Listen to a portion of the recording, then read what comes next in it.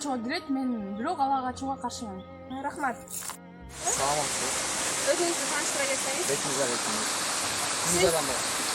Сиз кыз ала качуу дегенди кандай түшүнөсүз? Ала качуу деген.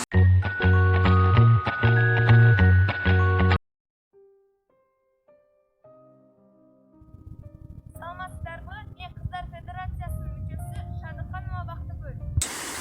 Мен Райымбекова Айдегүл. Арт жагынан айгайлатып куудуруп, ала качкан эрдик эмес урулуп, жыла басып, жашырынып жашабай, жигит болсоң катардан чык сурулуп. Намыс, барбы сенде мырзалык, болсо болмок, өрттө өкүм кылчалык, байтеректей заңгырабай эмнеге, балырсымал булжурадык мынчалык. Ислам долбоорунда кыз ала качкандарды адам отурууга тиеп, 17 жашка чейинки кыздарды ала качкандарды 10 жылга чейин эркинен ажыратуу каралган. Кыргызстан мыйзамдарына караганда кыз ала качуу кылмыш болуп саналат. Орточо эсеп менен алганда Кыргызстанда жылына 16 миңдей кыздар ала качууга дуушар болушат. Бирок мындай айып менен эч бир жан, эч бир эркек айыпталган эмес.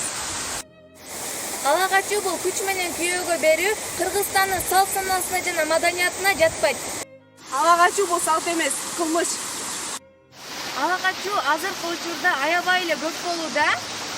Ала качуу дегенде биздин жаштарыбыз, деги эле адамзаты кандай түшүнүктө болушат? Ала качуу деген өзү эмне деген суроого биз өздөрүнөн жооп алып көрөлү. Менин атым Айбегим, 15 жаштамын, Кыздар Федерациясынын мүчөсүмүн.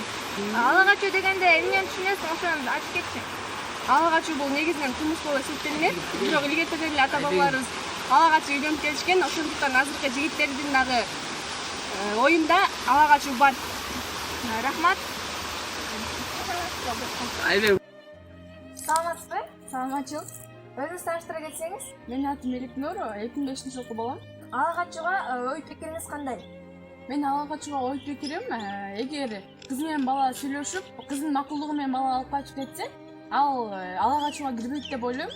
Эгерде зордук зомбулук менен бала алып качып кетсе, ошол ала качууга кирет, мен бирок ала качууга каршымын. Рахмат. Саламатсыз. Өзүңүздү тааныштыра кетсеңиз. Бетиңизге рахмат. Сиз адам бар. Сиз кыз ала качуу дегенди кандай түшүнөсүз? Ала качуу деген. Күч менен кыз алуу деп түшүнөм.